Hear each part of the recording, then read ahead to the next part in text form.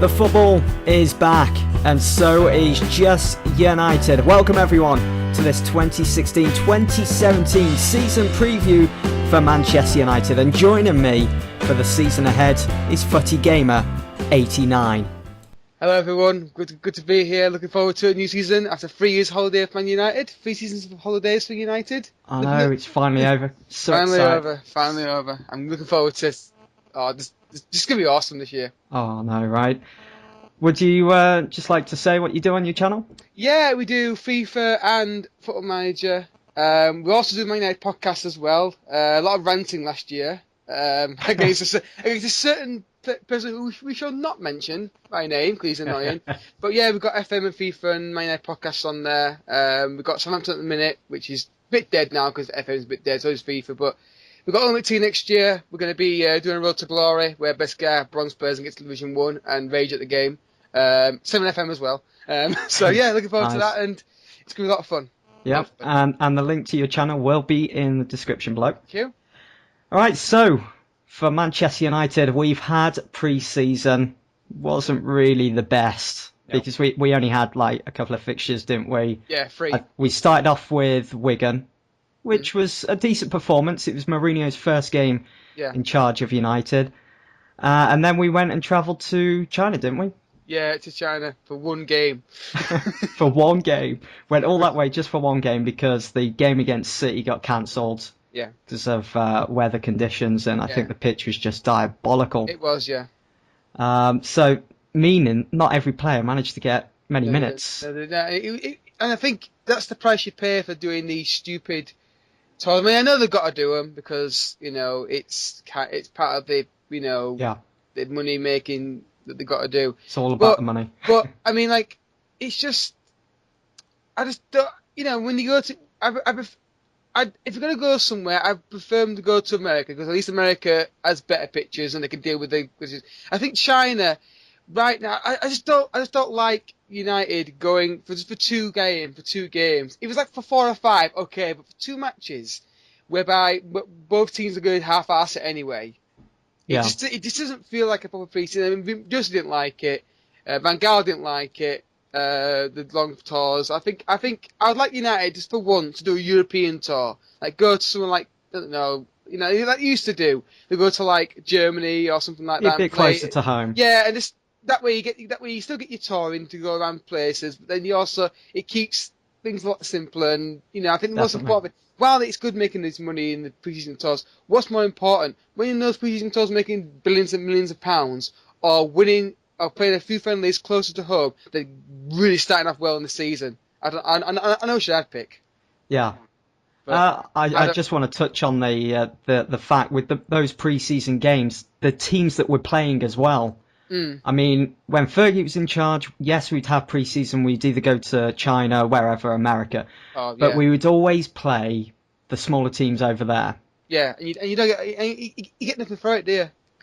Okay, money aside and everything, but the thing is, we've got to be concentrating on the team's performance. Yeah. You know, getting them to gel, especially if we've brought in new players, which we had already with Mourinho. You want the players to be winning game after game in pre-season, build their confidence, build up that morale. I think that's why I think the best tours to go on are the USA ones because they're decent sides, they're fully fit. So if you win that game, you have to work hard for it, and that way you get the best, you get the win, and you get the hard working. If you go to China, right? Okay, they may be fitter, but you beat these sides 8-0. Oh, great! You know, you don't really gain much from that because But I think the American tours are better because the teams are getting better in MLS now. They're fitter as well. But I mean, if you go to China and play Dortmund and City, I mean, I know people are up and down about the game being cancelled, but what do you expect as a friendly? No one's going to be To be honest with you, I'm pretty sure Pep Guardiola and thinking, thank God it got cancelled. I'm actually kind of glad that it got cancelled, simply because I want to see that duel between City and United, Pep and Mourinho, in the Premier League. I want to see that for the first time in the Premier League. I don't want to see it in a pre-season friendly. Somewhere in the middle of China. Yeah, just, it wouldn't seem right. For me, anyway. It's all part of this big tournament, isn't it? I don't agree with it, but I can see why they do it. Yeah. Anyway, this past Sunday we had the Community Shield final where it was the Premier League champions Leicester going on against the FA Cup champions Manchester United. And it was United adding another Community Shield to the cabinet, and you actually was at the game. I was actually at the game as well, yeah. It was, you know, I know it's a glorified friendly, but it's different when you're actually in the stadium at Wembley. I've been 3 times to the Community Shield. I've won it all 3 times, so I'm lucky, guys. So basically, guys, if you get to get FA Cup final this year and we're there, give it to me and I'm gonna win it. You're a good omen. But yeah, I mean, it was typical Leicester City and Man United. They sat back, tried to break on us. I think the problem we had in the first half was, well, for starters, Fellaini started. That's always an issue. The guy can't pass the ball forward to save his life, and he could barely pass it backwards to get based on the Leicester City goal. We were too slow in midfield. Our centre fields were too slow. Well, there was a lot of questions raised when the team selections was announced about our midfield of Carrick and Fellaini. Surely we wanted a bit more movement there, but yeah, I think when Herrera came on, it was a lot better because he was moving out, more dynamic and more. He moved out, it did help. I mean, Fellaini can play in there, but you can't play You can't play him and Carrick or him and Schneiderlin or Schweinsteiger, who's going anyway. But I think what you need in that midfield is you need someone who's physical, who can power pass people, and we've just signed that player. And I think that what you need in the midfield, you can't in the Premier League. Fellaini's either going to be good in our own box, heading it out, or in the other box, heading it in. He is not. He is not a ball-playing midfielder. Anyone can say that, but you've got to put him. Rooney plays like this. You can't play him wide. You can't play him in cam because Rooney plays there. So I feel like he's a bench player who think, okay, it's 1-0 down, need a goal, chuck him on up front, try and get us a goal. But I don't like him. But I think when Herrera came on in the second half, we were a lot better. And I don't recall many chances that Leicester created other than the corner kick header and the goal they scored from Vardy. So it was a very good performance overall. But, Leicester are really going out for it, and you expect them to be because they've never really been in such a position. I mean, I thought they showed a lot about themselves. They certainly look raring to go for the season as Premier League champions. Yeah, they're the same Leicester last year. They wait for the breaks and hit the ball down channel strikers. It's the same football from last year, which I'm not saying is a criticism. So that's how they'll play. They'll break on you with pace because that's what they've got. You know, got Musa and Vardy. They've got. And oh, they were so quick in that second half. Yeah, and Vardy and Bailey was a great battle between the two of them. I think Bailey had him in his pocket mainly for most of the game. Well, of course, Vardy won a couple of them. But the one thing they've got is pace. Then that's one thing United lacked, especially in the first half. When Rashford came on, Herrera came on, there's a bit more energy in the United side, and that definitely helped us in the second half. And as the game went on, we looked more stronger and looked more likely to score than Leicester City did. And adding to our strength as well, we've brought in 4 new players in the transfer window. Yeah. We signed Eric Bailly, or Bailey, however you want to pronounce it. Bailey, I forgot him Bailey, it's just more hilarious. Bailey, more of an English name. Yeah. And then we've got Mkhitaryan from Dortmund. Great signing. What a signing that was. That's a brilliant signing. Although he's another player that hasn't had many minutes on the pitch in pre-season. Yeah, but I think he came on. Yeah, he's had enough. He's had a decent amount, hasn't he? He's had a decent amount, I'd say. But... Did he come on in the second half against Wigan? He did, didn't he? He started against Wigan, I think. Started against Wigan. And he came off, I think. And then seems like such a long time ago. He started against Dortmund, and then I don't think he played much against Everton, did he? He off the bench against Everton. But then he came off right at the end against Wigan, against Leicester, sorry, in the Community Shield. So I think he's had enough minutes. But I think he's trying to get the balance because that friendly being cancelled messed it up a little bit, hasn't it? So the fitness ideas, but yeah, he's a great signing for the money we paid. So with Mkhitaryan coming in, he's a winger, isn't he? So you got to ask the question now: what does the future hold for the likes of Mata? Also Rashford. Rashford will probably start most games on the bench this season, unfortunately. Yeah. But I mean, Mata, we saw he got brought on Sunday, and he got took off. He got took off because he knew what was going to happen with Leicester City long ball, didn't he? He wanted to shine on the pitch, He was the smallest guy, wasn't he? Yeah, he's the smallest guy on the pitch. That's why I took him off. Yeah, I think if he played him in the cam position, he'd be one of the best players United have got. But Rooney plays there, Yeah. Rooney's playing there, and guaranteed Rooney's going to play in that position, or Mkhitaryan. I think the writing's on the wall for Matt long term. I can see it come to an end. Yeah, he may prove me wrong, and he may, if Rooney gets a broken leg or something like that, and he may get in the team like that or something, he gets a lucky break like that, someone gets injured, he gets a chance to get in the team. But I feel like Rooney's the captain, Rooney's the guy that Jose loves Rooney, he's wanted him at Chelsea a couple of times at least. Matt, he's not a winger, but that's where he's going to have to play him, because he won't play in the CAM position for some bizarre reason. I think Mkhitaryan will more. I think, to be honest with you, I think Mkhitaryan's got more of a chance playing there than Mata has. I think if someone came in right now with like £28 million for Mata, I think they'd say yes to that offer. I think they really would. I don't want him to leave. I think he's a wonderful player, but I think the stature, the kind of players that he wants, Jose Mourinho, I just don't feel like he's going to fit the bill long term. But you never know. I thought Blind would be gone by now, but he's still there. So I think Matt long term might be leaving, but maybe off to Juve. Do you reckon? There was talk about that, wasn't there, at one point? I think I was saying to a mate over there. I said, like, I think Matt will leave, but it's like, where can he go? It's like, I think, well, I can't see a Premier League side coming in for him. At least it's not one that's he'd want to leave for. And I can't see Barcelona signing him. I can't see Madrid wanting him. It's maybe someone like maybe a Dortmund. Maybe a Dortmund could, if they got a bit of money spare, they might be able to work him into the team, or like a Juventus maybe. I just don't know. Well, going back to Valencia, I mean, they've just got rid of Andre Gomez, haven't they? Yeah, so they're looking for that new number 10. I mean, it's like he wants to, I think he'll go, but where will he go? I mean, Okay, well, moving on to our next transfer, we got Ibra. Welcome to Zlatan. Zlatan time. Yeah. Oh wow! What a coup! What an absolute coup for United. Seeing United shirt on Sunday was his first touch, guys, was a back heel. Oh, I mean, it's amazing.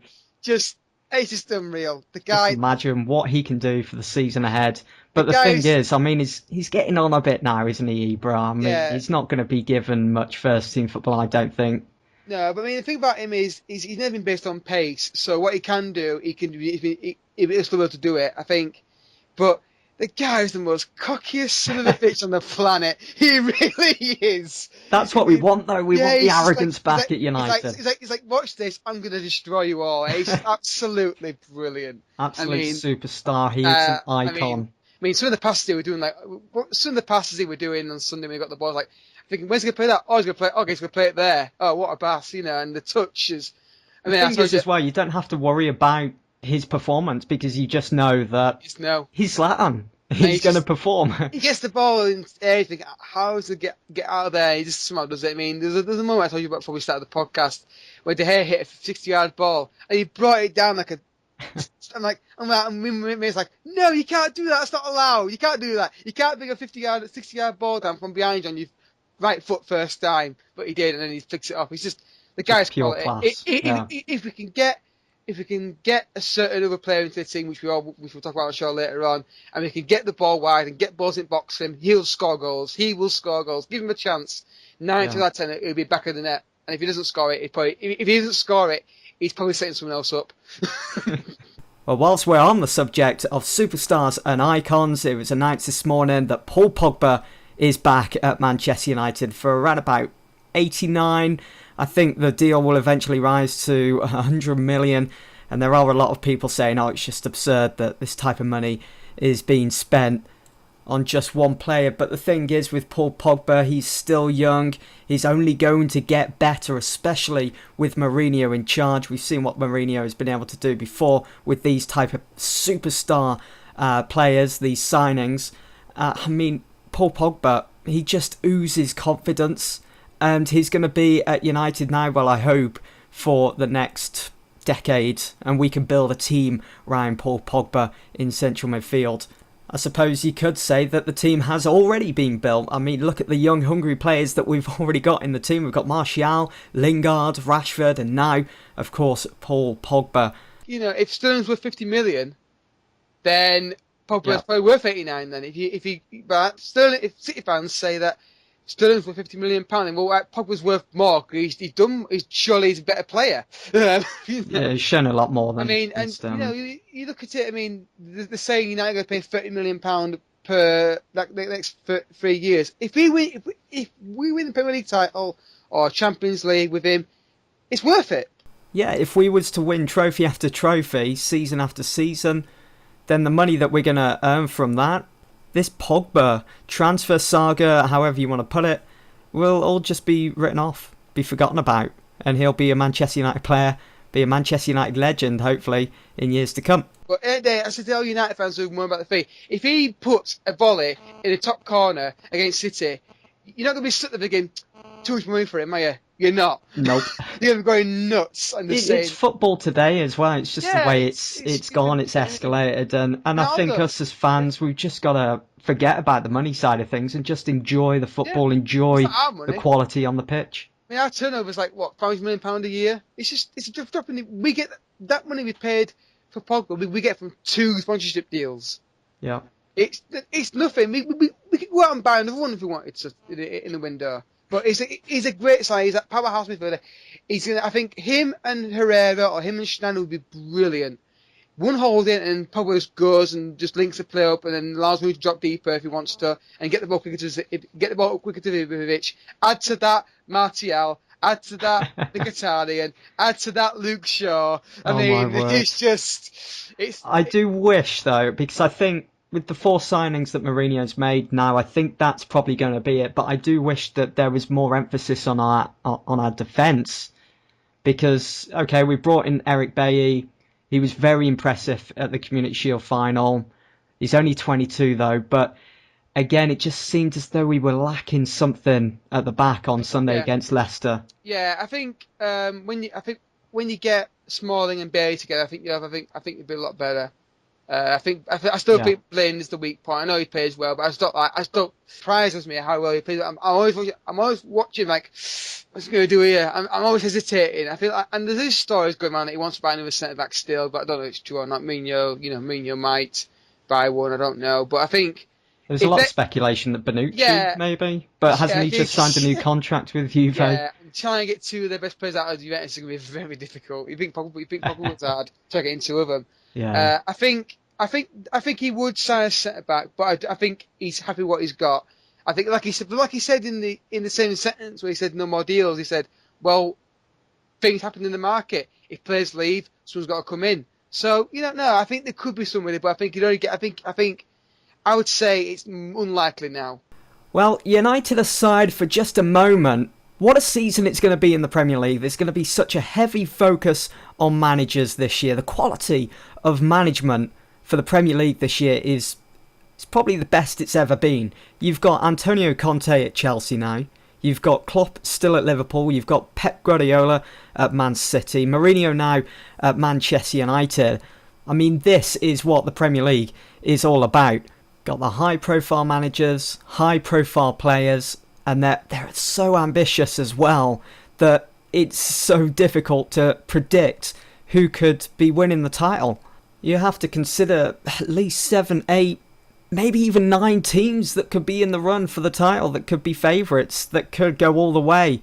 I mean, we never expected Leicester to win it last year. It's probably due to the poor form from all of the top sides, but this year it's a lot different and it's certainly going to be a lot more difficult. And this upcoming season, United's rivalries are going to be so much bigger, even bigger than before, even when Fergie was in charge. You've got Mourinho and Wenger, Arsenal versus Manchester United. It's always been a heated battle when those 2 teams are faced. It's going to be even bigger this year. Then you've got Pep versus Mourinho, City versus United. It's going to be even bigger this year. And then, of course, there is Klopp versus Mourinho. Those 2 don't really have much of a history, but Liverpool and Manchester United certainly do. Mourinho was the one that took the title away from Liverpool when he was at Chelsea, so there could still be a bit of heat there when he returns to Anfield as Manchester United manager. It's certainly going to be interesting to see how it pans out for Mourinho. As manager, he's probably going to have so much heat than he did when he was at Chelsea, Real Madrid, Milan, and also Porto. Yeah, I mean, fair. it's Mourinho versus anybody, really, isn't it? It's just I'm not sure like anybody in managing apart from maybe Sir Alex Ferguson when he was manager. But yeah, I mean, just even on their own, forget about the rivalry. On their own, they've all. I mean, Conte's absolute nutter. I mean, you saw him in Italy. I mean, I like Conte as manager. He's hilarious. But Klopp, can you imagine Klopp and Conte on a touchline in the match? Oh, screw the game. Watch them two. I hope that Sky Sports or BT Sports, whoever's got the game, I hope they just manager cam. We need a manager cam just so we can watch it. Okay, so looking ahead to Sunday, Man United's first Premier League game, we are away to Bournemouth. I kind of feel sorry for Eddie Howe having to prepare for such a strong United side. Yeah, Pogba probably won't be in the starting lineup because obviously we've already discussed that he hasn't had much of a pre-season. Yeah. Yes, he's had a rest, he's been on holiday and everything, but he hasn't got to full fitness, I don't think. So, as you say, he'll probably be on the bench for the game. I think for our starting 11, it is certainly looking very strong. I mean, we know Chris Smalling is still banned. Yeah. But even so, it's kind of difficult for Mourinho because at the moment, we've got stacked midfields. He's got so many options to choose from at the moment. Could even cause him to have a headache. It's good that we've got strength in depth instead of having to bite our nails at which under-21 players we can use in such a high-profile game and so on. So that brings us to our team selections for Sunday's game away to Bournemouth. My prediction, we'll see De Gea, of course, in goal. Valencia at right back. Eric Bailly, centre-back, alongside Daley Blind. And Luke Shaw at left-back. In central midfield, I'm going to go with Carrick and Schneiderlin. I wouldn't go for Fellaini. I didn't think much of him against Leicester, to be honest. Going forwards, I would have Lingard, who was impressive against Leicester, actually scoring the first goal in that game. Fantastic finish as well. He would start in the right. Rooney in number 10 as captain. Martial over on the left. And Zlatan Ibrahimovic up front. Mine was pretty much similar, but I'm a huge Ferreira fan, so you're going to see some in a second. I have De Gea in goal. Back four, same as yours. I'd go to back four just because of continuity. It makes sense. I would have Schneiderlin and Herrera because I feel like they're perfect yin and yang. Schneiderlin can just stick there and get the ball back, and then Herrera can just do his moving around job. Mickey on the right hand side, Rooney on the cam position, Martial on the left, and the God up front, Ibra up front. I like Herrera because he's not on midfield. He gets stuck in. He's got more energy. I think he changed the game against Leicester City. More directness, more quicker passing and stuff. And I feel like Schneiderlin is perfect to sit there and go, I want to protect Blind as well, to get the ball back, give it to Mkhitaryan and Rooney and Herrera, and then create things. And Ibra does what he wants. But that's the team I'll go with. But it's interesting to see what he goes with because for once, last year you could now predict United's lineup. This year you can't. It's a lot more strength in depth, and I think that's what I'd go with. Herrera and Schneiderlin midfield, Mickey, Rooney, Martial, and then Ibra up front. And scoreline predictions? I reckon the scoreline, we'll win 2-0. 2-0? Ibra double. You're not going to go for the 10-0? Because I was. Well, all right, 10-0. All right, no, hang on. I'm going to be very predict. All right, 3-0. 2 goals for Ibra. Pogba debut goal, and there's a dabbing for the stand. 2-0 Ibra double. 2-0 Ibra double. For my score prediction, I'd probably go for 2-1. 2-1 to United. I think we will concede. I know, I hate to be that guy, but the thing is, that game against Leicester on Sunday, I know it's still classed as a pre-season, but we didn't seem strong enough at the back. I mean, Eric Bailly performed really well. He had Jamie Vardy in his pocket. Maybe he can do that for the likes of Jordan Ibe if he starts, or Callum Wilson. But I can just see them sneaking in a goal. Might come from a mistake like it did on Sunday. Hopefully it doesn't, but I'm going with 2-1 to Manchester United. Well, there we have it. What a season it's going to be. I can't wait I'm sure you guys can't wait either. That's going to be it for this 2016-2017 preview for Manchester United. Thank you all for joining me and FootyGamer89. You can find the link to his channel in the description below. Get involved as well. Leave us a few questions in the comments section below and we'll try and answer them in the next episode, where we will be reviewing the Bournemouth game and previewing the first home fixture of the season against Southampton. Thank you all. Ibra, come on Ibra, smash for an in for us on Sunday.